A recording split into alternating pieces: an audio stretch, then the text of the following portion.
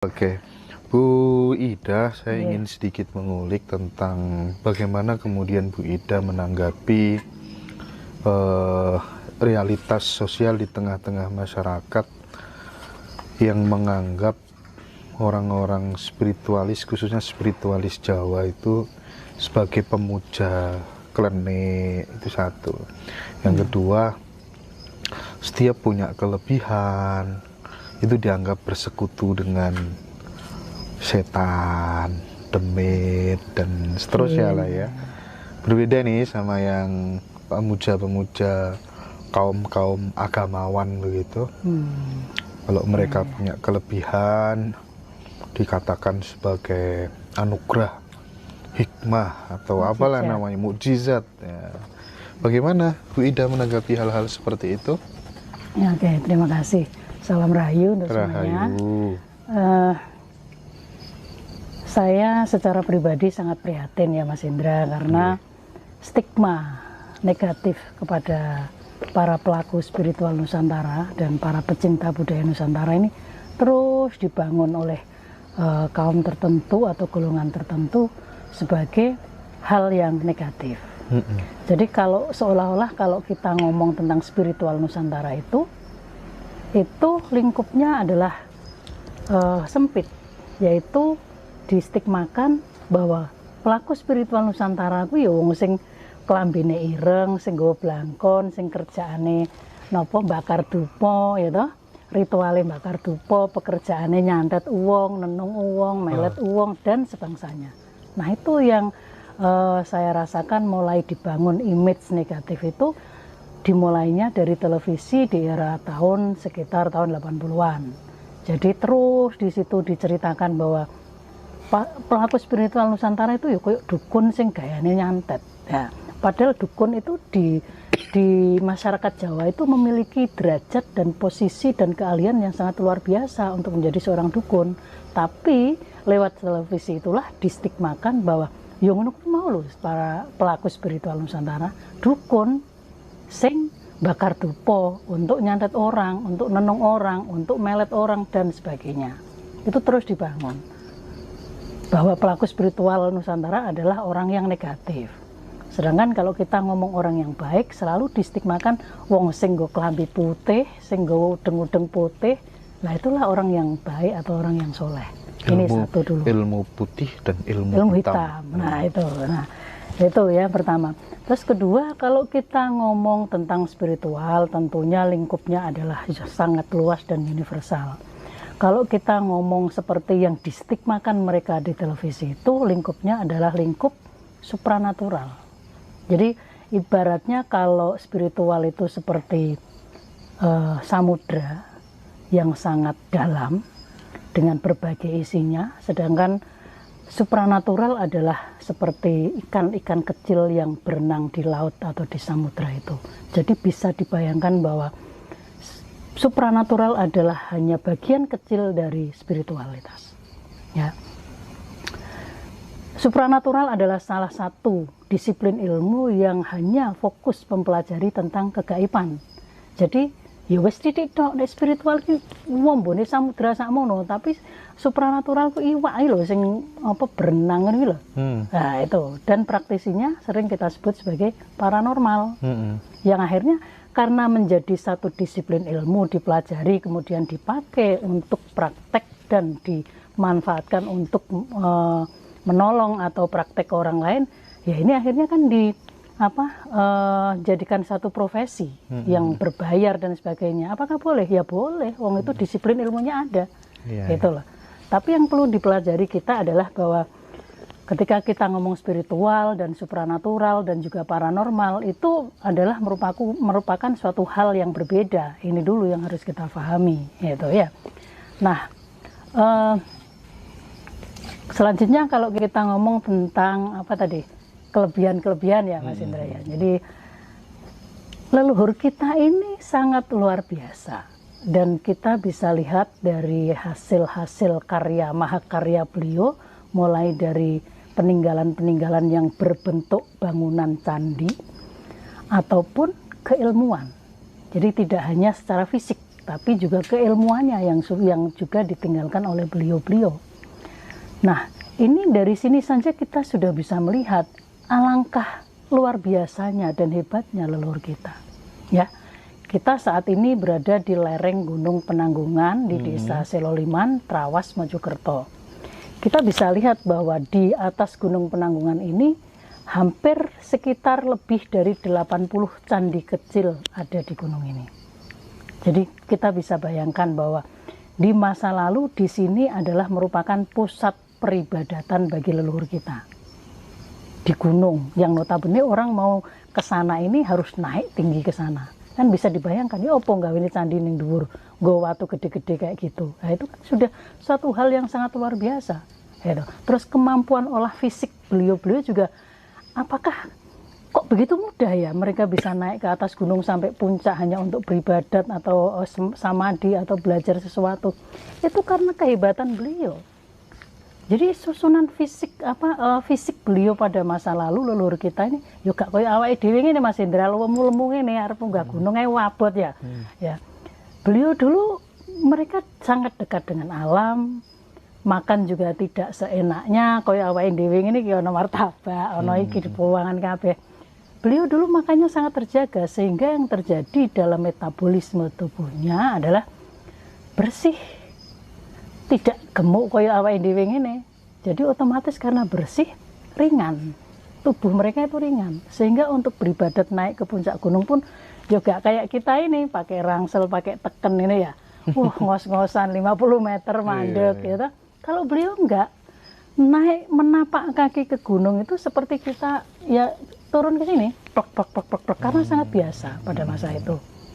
Nah, itu salah satu kehebatan leluhur kita. Kalau menilai dari kehebatan di bidang kanuragan, ya, lah ya di Nusantara ini khususnya di Jawa ini ya pusate toh Mas.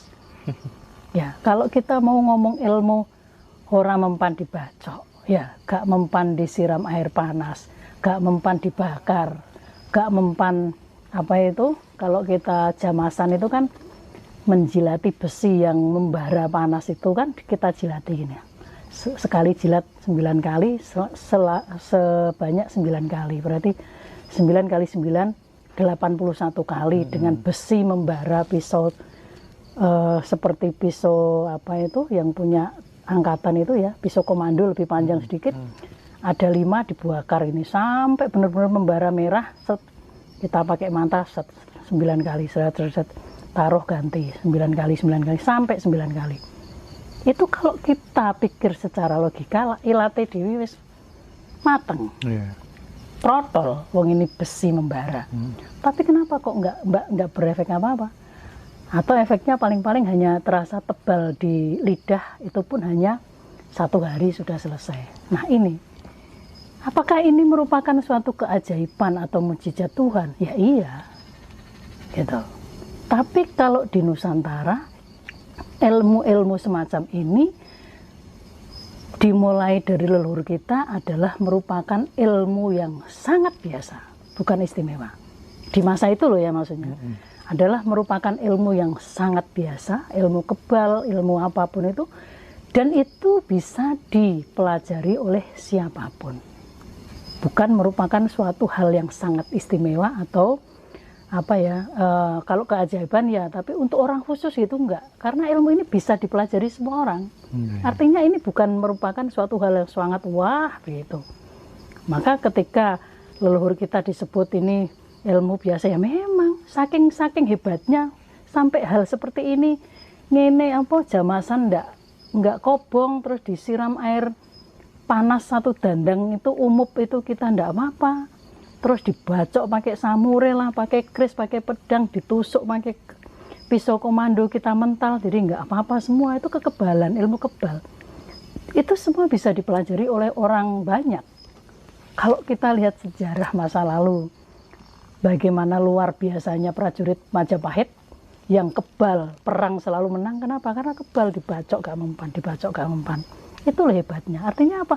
Iki ilmu yang sangat biasa dipelajari oleh ribuan, mungkin ratusan ribu para prajurit di masa lalu, gitu loh. Nah, ketika masa lalu itu menjadi hal biasa, kemudian ditampilkan lagi, diangkat lagi di masa kini, tiba-tiba sudah banyak anak-anak dari kita sudah nggak ngerti. Maka ketika kita angkat lagi, menjadi hal yang luar biasa lagi. Gitu ya. Jadi hal luar biasa, apalagi ketika di situ ada kita merapal mantra-mantra tertentu. Nah, inilah di poin inilah yang oleh segolongan orang beragama dikatakan sebagai syirik. Bahwa merapal mantra ini adalah untuk mendatangkan kekuatan lain atau untuk bersekutu dengan jin atau setan. Lah inilah repot, Mas. Nah, mantra itu kan suatu kalimat yang dibaca secara berulang-ulang sehingga berkekuatan. Sebuah mantra dibikin oleh sang pembikin ini juga melalui sebuah ritual tirakat yang luar biasa sehingga kalimat ini menjadi berkekuatan. Lah ini kan sama dengan kalau dalam bahasa Arab itu doa ataupun semacam wirid. Intinya sama, bahwa ini adalah merupakan mantra, adalah merupakan doa yang memohon kepada Tuhan Yang Maha Esa agar bisa melakukan atau praktek ilmu semacam itu. Itu. Kalau dilihat dibandingkan dengan negara sana, kalau di Jazirah Arab hal-hal begini ini kan mereka menyebutnya mukjizat. Lah tapi kalau kita di sini kita tunjukkan hal begitu, kenapa kita ini kok disebut bersekutu dengan jin? Lah repot jadinya. Padahal ini keduanya ini sama-sama juga merupakan keajaiban dan keagungan dari Tuhan. Iya. Gitu. Hanya saja yang satu pakai bahasa lokal, yang satu pakai bahasa sana, beda bahasa, tapi dimaknai oleh mereka berbeda. Itu loh Mas. Ini yang menjadi keprihatinan kita selama ini begitu. Gitu. Oke, kemudian saya ingin tentang fenomena dukun tadi ya Bu ya. Sebenarnya stigma atau stereotip negatif itu juga karena memang dipengaruhi oleh kenyataan di lapangan banyak oknum-oknum yang katanya ngaku spiritualis, tapi aksinya bejat. Ya. Nah, saat ini ya, nah, itulah. Enggak sedikit loh Bu. Iya. Dan barangkali kebejatan itu juga dipengaruhi karena dia tidak fokus menata ekonominya dulu, terus kemudian menjadi seorang spiritualis ya, akhirnya spiritualis abal-abal, merugikan dan menipu orang dan jumlahnya banyak sekali. Gimana menghadapi hal itu? Contohnya kayak yang sering terjadi itu kan pencairan dana revolusi, ya, seperti itu ada juga ya kan. Terus kadang-kadang ya mereka sendiri yang merusak image mereka itu juga banyak. Ya. Akhirnya orang yang benar-benar memang serius dan baik akhirnya kena imbasnya. Nah inilah ini yang disalahkan sopo, bisa jadi salah sopo gitu, karena tuntutan ekonomi gitu ya. Jadi ya saya berharap ketika kita memprotes golongan lain yang memperlakukan kita seperti itu, dari kita sendiri, Anda sendiri sebagai praktisi supranatural, sebagai paranormal juga harus ditunjukkan bahwa Anda sendiri juga baik, tidak seperti yang mereka katakan gitu. Artinya orang menilai kita seperti itu, bahwa spiritual Nusantara itu dukun lah, penipu lah, gini-gini ya karena ulah kita sendiri, ulah mereka sendiri di lapangan gitu. Dan itu saya juga sering menjumpai itu sampai korbannya itu kena puluhan juta, yang modusnya bermacam-macam seperti pencairan dana revolusi, harus beli minyak tertentu sekian puluh juta untuk mendapatkan sekian miliar atau sekian triliun. Lah hal-hal ini kan sangat tidak logis. Nah maka yang sering saya katakan kepada teman-teman juga, satu, kalau memang ada orang yang membicarakan hal modus seperti ini, kalau ada seorang spiritual yang mengajak untuk bla bla bla dengan tujuan pencairan dana revolusi ataupun dari bank gaib dan lain-lain, lebih baik tidak usah diikuti. Apapun modusnya yang berhubungan dengan itu, dengan minta transfer uang dulu dan lain-lain, lebih baik nggak usah diikuti karena itu sudah jelas menipu. Ya, tapi bisa saya simpulkan begini, ternyata semuanya kembalinya ke faktor ekonomi. Nah, saya ingin saya ingin menggali dari Bu Ida ini, meskipun pelaku spiritualis ya, pelaku meditasi. Banyak teman-teman yang juga belajar di sini. Saya ingin cerita dulu deh, titik terendah yang pernah dialami Bu Ida secara ekonomi barangkali atau apapun itu saat kapan dan seperti apa, Bu? Nah ini relatif ini berat ini. Jadi perjalanan itu selalu tidak mulus, Mas Indra. Ya. Di tahun 2003 saya pernah mengalami keadaan yang sangat bisa dikatakan malah minus karena dihapusi konco dewi. Nah ini juga. Tapi saya menyikapi segala sesuatu seperti itu ya memang saya menyesal dan kecewa. Tapi karena itu urusan bisnis ya. Urusan bisnis. Karena kesadaran kita, kembali lagi ke kesadaran kita bahwa ya semuanya itu proses alam gitu. Saya meyakini bahwa ya sudah, kalau yang sudah hilang ya biarin, dan saya berusaha untuk tidak menyalahkan orang lain. Berapa lama sampai kemudian timbul kesadaran seperti itu dan tidak menyalahkan orang lain? Sampai hampir 9 bulan baru bisa melepaskan itu semua. Jadi pada waktu itu ada salah satu guru saya yang menjadi guru spiritual saya ya. Uang lumayan ratusan. Terus saya menghadap beliau, lah ya nek wis ilang yo wis, antine itu bukan punyamu. Gitu. Memahami itu saja saya nggak mau. Saya bilang lu nggak bisa Romo. Saya ini hasil kerja keras gini. Nah itu suruh pulang. Wes mulya sok minggu depan sowan lagi. Cek durung trimo 5% mulai sampai 10%, 15%, ini bertahap sampai hampir 9 bulan. Baru itulah saya bisa melepas bahwa semua yang sudah hilang ternyata memang bukan milik kita. Atau jangan-jangan itu bagian dari buah karma juga? Ya bisa juga. Bisa maka itu saya katakan. Enteng kalau kita berpikir begitu, Bu. Iya, tapi prosesnya kan tidak enteng. Ya, itu loh uang ratusan juta kan gitu. Iya. Jadi selalu menyalahkan orang lain. Wes kerja keras kok duit itu ya itu. Nah dari sinilah saya akhirnya belajar setelah saya disadarkan ini.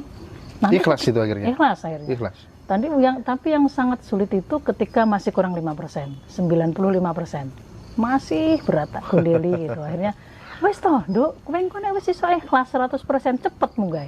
Ya itu loh, saya ingat sekali kata guru saya. Nah setelah benar-benar saya lepaskan bahwa itu bukan milik saya, ternyata benar naik. Gitu. Naik. Nah itulah. Dari situ juga saya belajar bahwa naiknya lewat apa tuh? Barangkali secara konkret usaha apa? Usaha lebih maju. Terus kita, apa sih usahanya, Bu, biar jadi percontohan? Pada waktu itu kita jual kerupuk emping pada waktu itu. Jadi ya ada sajalah rezeki itu. Terus ada teman yang nolong, pasar kita tambah luas gitu. 1 tahun kita sudah bertambah lah gitu-gitu. Nah dari hal inilah akhirnya saya belajar untuk tidak menyalahkan orang lain.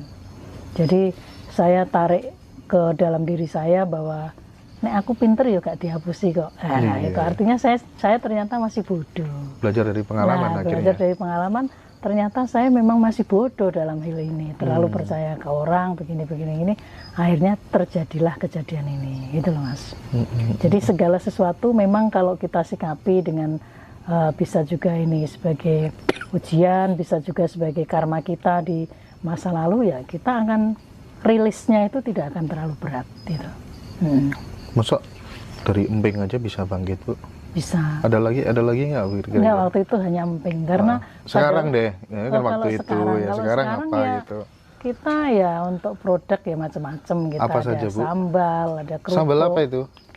Macam-macam, sambal pete, sambal jengkol, sambal produksinya bawang. Di mana, Bu? Produksinya ada di Sidoarjo. Oh, terus selain sambal? Sambal, kerupuk, keripik, tempe beku. Waduh. Yang kita ekspor ke Korea. Ekspor tempe beku ke Korea? Ke Korea. Sejak kapan, Bu? Sudah 3 tahun lalu, 4 tahun, 3 tahun lalu. Waduh. Bisa itu, belajar jadi eksportir ini teman-teman ini. Sedikit-sedikit, saya juga masih belajar. Itu terus ke Hong Kong juga, ke Australia. Konsisten sampai saat ini? Sampai sekarang, ya. Sampai saat Kemarin juga kita shipment ke Korea. Nah, terus yang untuk bersama anggota kita di sini, saya juga mengajak anggota-anggota itu untuk gerak juga di bidang ekonomi. Nah, itu sebagai wujud program PHSR bahwa kita bahwa saya mengajak semuanya itu untuk berspiritual secara modern, gitu ya. Dilibatkan dalam apa itu? Kita di sini kan banyak lahan. Ah, Nah, itu saya tawarkan ke anggota, ini siapa yang punya uang, monggo silahkan lahannya ditanami. gitu ya. Jadi ada yang nanamin porang, jahe, kencur, dan sekarang kita puji Tuhan, puji rahayu, kita melebar ke usaha pengeringan laos dan nampu. Tapi kita lebih fokus ke laos sekarang katanya, karena ada permintaan laos kering itu banyak. Nah itulah, itu kita lakukan sebagai bukti bahwa PHSR ini mengajak kita berspiritual modern, dan sebagai langkah apa yang pernah saya tulis, yang pernah saya katakan juga dengan Ciroso, bahwa saya mengajak yuk kalau malam awake dhewe dadi dewa, nek awan dadi menungso. Itu. Jadi realnya konkretnya di situ gitu ya. Nah, Oke, berarti yang paling menjanjikan, porang itu menjanjikan nggak sih sebenarnya? Porang saya 50-50 ya Mas, karena saya tidak punya pengalaman khusus di porang. Hanya karena waktu itu ngetren, ini ada lahan yuk tandurono, tapi kan tidak ada ruginya juga. Karena menurut perhitungan orang kalau di angka 4.000, 5.000 itu tetap aja kita untung. Iya, itu porang itu kalau misalnya atasnya ada pohon jati gitu bisa tumbuh nggak Bu? Bisa. Bisa ya? Justru porang itu kan harus hidup di bawah naungan yang paling tidak itu 60% itu, ya 40%-nya kena matahari. Jadi kalau terlalu panas, konon kurang begitu bagus. Tapi dari beberapa usaha-usaha yang dirintis dan dibangun Bu Ida, yang menyerap tenaga paling banyak apa Ya Bu? produksi yang kayak kerupuk, keripik, sambal gitu. Di lahan kita ini kalau lagi musim perawatan, pemupukan, terus apa itu dadak itu apa bahasa Indonesia nih? Menyiangi rumput. Nah, itu juga yang kerja banyak, ada sampai 10 orang tiap hari gitu. Ya itulah yang kita lakukan realnya di situ gitu. Imbang. Iya harus imbang gitu ya. Oke. Pernah nggak sih ada yang datang ke sini kemudian aduh, kan rata-rata nih kalau praktisi spiritual, apalagi yang baru belajar itu kadang sampai ninggalin keluarga ya kan, dan rata-rata yang masuk dunia situ yang sudah remek-remek gitu. Ada nggak sih Bu yang sampai datang ke sini terus kemudian diarahkan terus akhirnya hidupnya kembali stabil, itu ada nggak? Kalau yang remuk banyak Yang remek kalau ya? yang remuk banyak memang, ya kadang-kadang orang tuh remuk baru inget gitu kan. Ya, banyak sekali yang remuk di sini. Kadang-kadang ya saya harus terima siapa saja. Terima gitu siapa kan. saja? Terima siapa saja. Kalau di PHSR kita juga anggota juga kita tidak terlalu ketat menerima. Tapi ya puji Tuhan banyak yang sudah merasakan manfaatnya. Dan kalau sudah merasakan manfaatnya, mereka keluar dari PHSR melanjutkan perjalanan juga kita tidak pernah menahan. Artinya saya memaknai tugas ini bukan tugas untuk memegang atau mengekang orang, tapi saya menemani, membersamai bahwa fleksibel ya, fleksibel. mau masuk mau keluar itu masuk urusan saya ini. buka, keluar saya tutup. Di sini kan ada profesi pembukaan tali sambung roso tiap malam Jumat ya. Kemarin ini masuk 50 orang. Jadi prosesi pembukaan tali sambung roso saya dari sini seluruh Indonesia. Ritualnya begini, ada yang harus dibaca begini. Saya di sini sambung alam. Jadi ini saya salurkan energi murni alam ke seluruh dari peserta tadi yang saya baca virtual satu-satu ya, secara virtual. Itu hanya lewat komandonya lewat WA. Nah itu, jadi itu masuk. Nanti kalau keluar, kalau mungkin 5 bulan, 6 bulan atau 1 tahun, ada yang 2 tahun, mereka menemukan sesuatu yang baru, mereka keluar ya let them go. Karena membiarkan atau melepaskan mereka pergi itu kadang-kadang merupakan hal baik juga untuk perkembangan mereka. Kan mereka butuh suasana baru, butuh perjalanan lain untuk mencapai perjalanan menujunya itu tadi. Jadi tidak harus di PHSR itu. Di PHSR ini sebenarnya sangat simpel bahwa kadang ada yang gini Bu, waduh itu dulu dari sini terus keluar wes jangan ke situ. Ada yang udah kayak gitu. Mesti dong. Ya itu yang namanya dualitas semesta, Mas Indra. Jadi dimanapun kita berada, kita tidak bisa lepas dari dualitas. Apalagi sebagai pemimpin, ya sebagai pemimpin kita ini harus siap dihujat, dibenci, dicaci, dinyinyiri, difitnah. Itu kodratnya pemimpin memang begitu. Kalau tidak mau diperlakukan begitu ya jangan jadi pemimpin.